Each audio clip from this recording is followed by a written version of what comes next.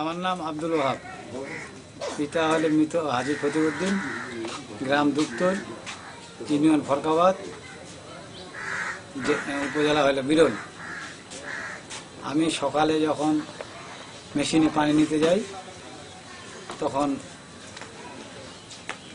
Machine start করে আমি বাড়িতে খাওয়ার জন্য আসি এবং তারপরে পরে আমার ছেলে আসে।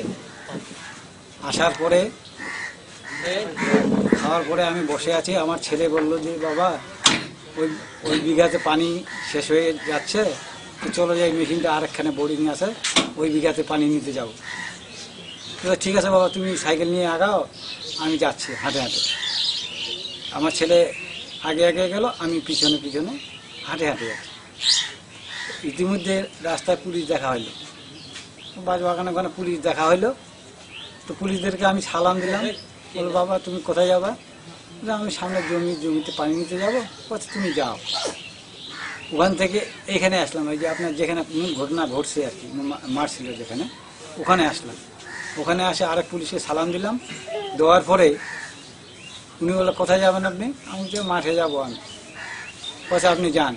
যাওয়ার পরে আমি চিন্তা করলাম যে এই রাস্তা দিয়ে গেলে আরও পুলিশের ঝামেলা হবে, অর্থাৎ ব্যাক সাইড দিয়ে আমি এই দিকে আরেক জমি আছে, এই সাইড দিয়ে গেলে হয়তো আমি পুলিশের আর দেখা পাবো। এমনি পুলিশের ওখানে ওই টুনকু বাড়ি নামে আছে, ওখানে 5-6 জন পুলিশ দাঁড়িয়ে আছে এবং আরও ওই কয়েকটা ছেলে, যেমন ওই যে সুমন, যেমন টেকুয়ার বেটা, কি নাম নাম, কালু, আরও 4-5-7 জন দাঁড়িয়ে আছে। তো আমি সালাম টালাম দিয়ে ক্রস হয়ে গেছে, মনে করেন হাত 10 ক্রস হয়ে গেছে। তখন এক পুলিশ আমাকে ডাকে বলতেছে যে মুরব্বী আপনি শুনেন। আমি বললাম যে কালকের ঘটনা হয়তো শুনে আমাকে বলতে হয় যে মুরব্বী বয়স্ক লোক, সেই হিসাবে আপনারা ডাকতেছেন, না শুনলেই নয়, কারণ যেহেতু আপনারা প্রশাসনের লোক। আমি আশা শুনলাম, বলছে কালকের ঘটনা কি হয়েছে,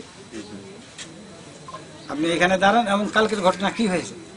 তখন আমি বললাম যে কালকের ঘটনা রাত্রে আমি চিৎকার শুনতে পাই এবং শুনে আমি যখন ঘরের দরজা খুলে এবং বাইরের দরজা খুলে বাইরে, তখন শুনতে পাই যে ডাকাত পড়ছে।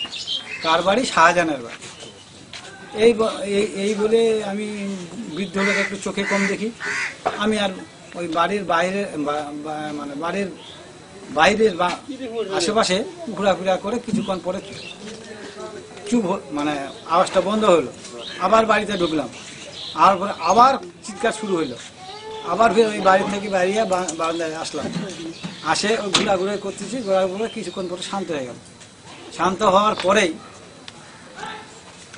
আমি শুয়ে পড়লাম। বুড়া মানুষ, আমি কোথায় যাবো, এমনি তো চোখে কম দেখি, রাত্রে কোথায় অন্ধকারে পড়ে যাবো, উড়ে যাবো, আমি চলে যাই শুনলাম। পরের দিন সকালে ভোরে ফজরের টাইমে আমি ডেলি দিন কিন্তু ফজরের নামাজ পড়ি।